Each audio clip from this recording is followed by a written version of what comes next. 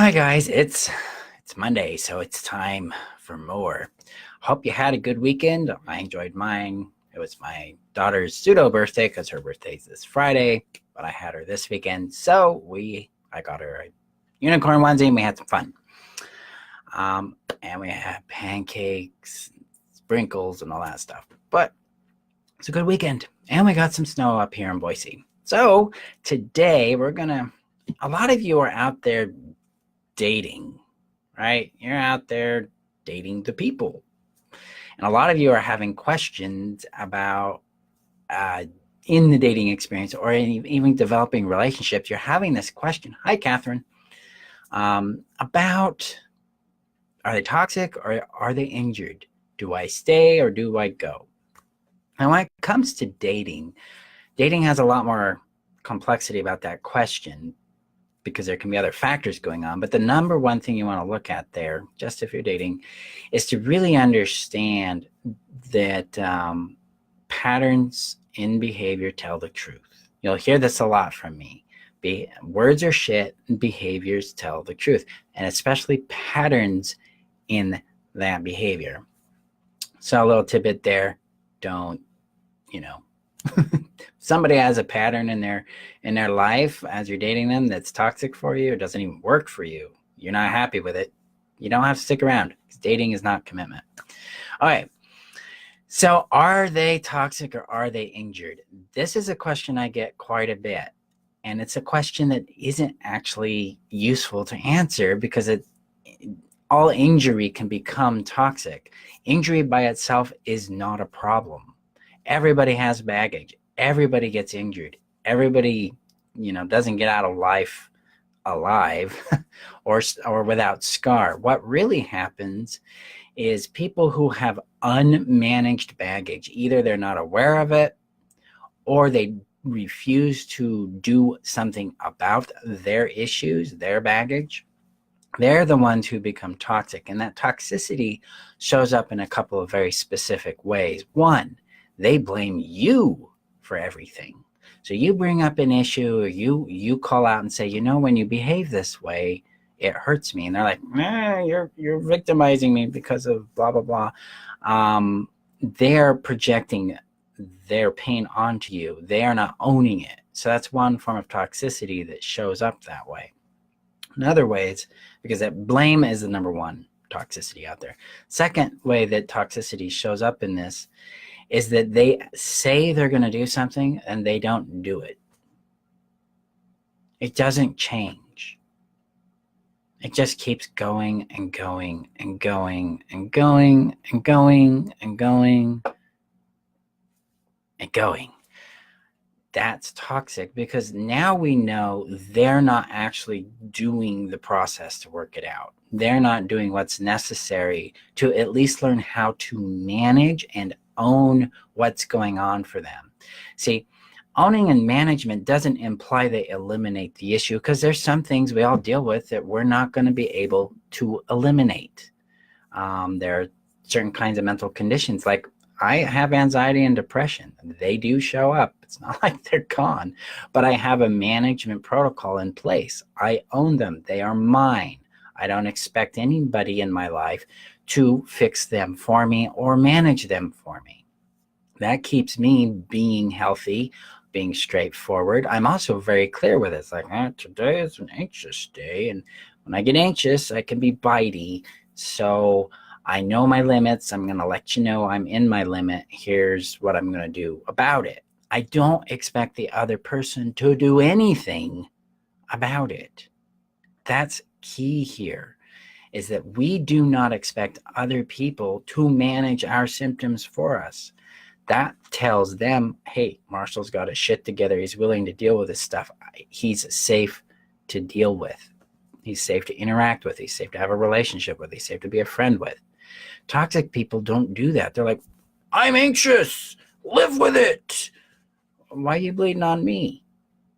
Why are you angry at me? I'm not the one that gave you the anxiety, right? Or whatever it might be. Another component here with toxicity is when we get into trauma response, people are having triggers and they're responding specific ways. and this depends on the context of the relationship, how long it's been going on. But if we're dating somebody, then there's a problem that we need to be very aware of there, because if they have unmanaged trauma, they're not doing work on it.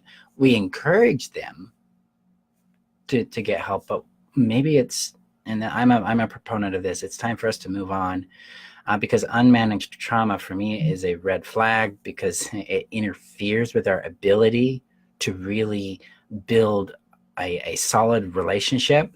And one reason why is because a lot of times people in trauma, especially unmanaged or unregulated or unhealed trauma, when they heal from trauma, they become a different person in the respect that this relationship no longer fits me, because the reason I wanted the relationship was help me manage this problem.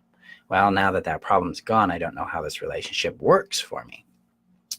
So moving on from that is a safer bet. One, you don't get mixed. You don't get tied into the codependent dynamic. You don't get hooked into rescuing, fixing, caretaking them, and they get the proper support they need. And we could possibly stay friends with them, but my experience with this over the last 10 years is that doesn't really work out well for most people that are working to be beyond codependency, because it's kind of like dealing, or you're still playing with, if you're an addict, you're still playing with the drug. Who can help them get past the drug? No. Time for you to move on, find somebody who's actually available and healthy. So fundamentally, toxicity is an issue when they don't manage their issue. Toxicity is the result of unmanaged things on their part, whether it's trauma, whether it's emotional management or a maturity issue, and that is what makes the relationship toxic. So everybody's injured. Not everybody's toxic, okay? And toxicity is a behavior. It is not a quality of the person or their character or their personality. So let's see here. Should have left when they said they weren't going to work on their trauma. Yeah, if they're not going to take action on it, they're not going to own it, they're not going to step up for it, then you're in a toxic relationship. That boat's going to sink fast, because when someone does not manage their issues, they deposit their issues onto you. And then you're left going, why am I in charge of this? And yeah, and if you're a rescuer, you got a bigger challenge there, because your value center is in fixing other people rather than being loved for who you are. And when we shift that value center from fixing to love for who you are, then you don't fix anymore. You're actually, in the dating experience, you can sniff this out pretty quick and go, I know a guy who can help, send him to me or something. But that kind of thing. So again, toxic behaviors, toxic people are just people who are injured that are unwilling to manage their baggage. Now, if you find yourself struggling to manage your baggage, then it's a good chance to check in and say, what am I doing here? What am I ignoring? What am I denying? What am I running from? What can I do to get in charge of my relationship with my feelings and my trauma? And if you're struggling with that, definitely reach out.